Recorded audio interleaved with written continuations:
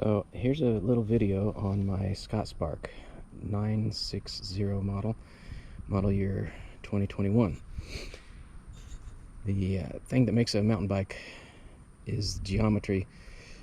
For the front tire, they keep the angle somewhat slack so the tire stays out in front of you for going downhill.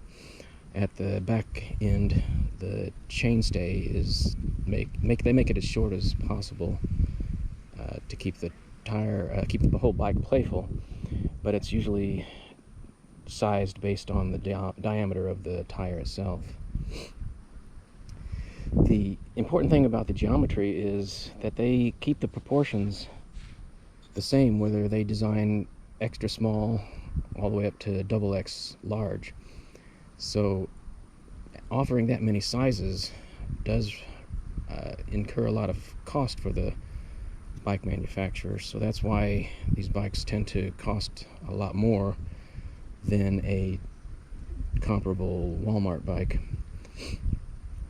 But getting the right size is everything. Second thing is the wheels, the tires themselves. Tires here are 29 inch by about 2.4 inches, and the knobs, the treads on the tires are made for cross country more than downhill.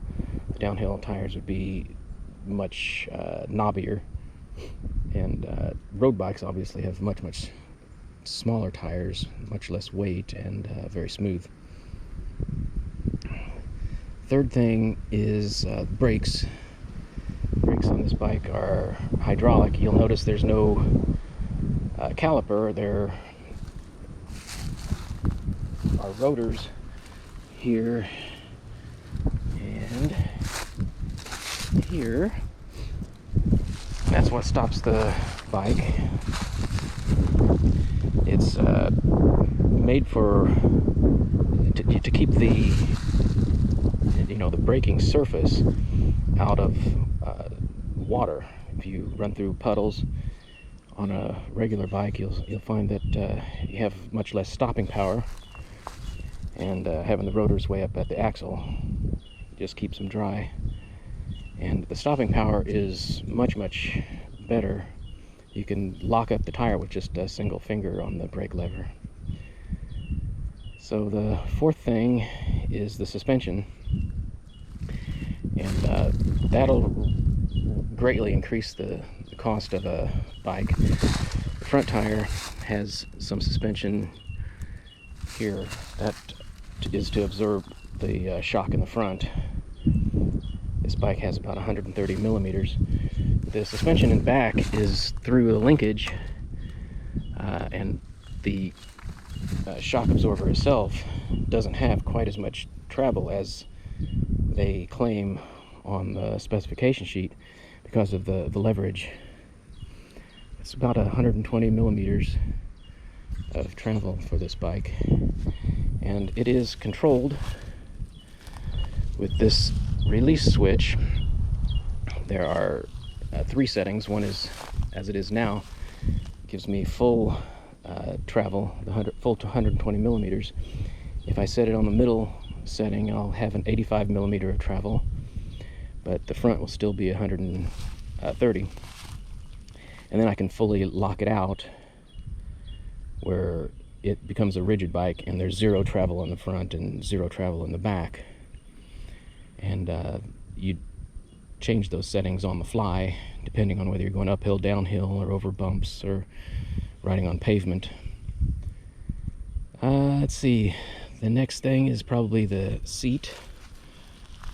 Have the seat all the way down. This is called a dropper post. If I actuate this lever, the seat will pop up to its full height, and that is super handy for going down hills. You want to get that seat low and out of your way so that you can maneuver your body, basically your center of mass, forwards or backwards or side to side, depending on the terrain you're riding over. So that is pretty much what I wanted to cover. sorry, no, one more thing. That is the gears. So the gears are basically on the back. There's no gears on the front. All the gears are here. It's a 12-speed, and the reason they want to put all the gears on the back is just to keep the front end as less complicated as possible, no extra weight, and your left hand is then free for all of the other settings, like your dropper post and your suspension settings. So basically, yeah, those 12 gears are all controlled through a single set of levers on the right hand. Yeah. Okay, so I think that's it. I can go into much more detail on any one of these components if you thought this video was interesting, but I'll call it quits for now.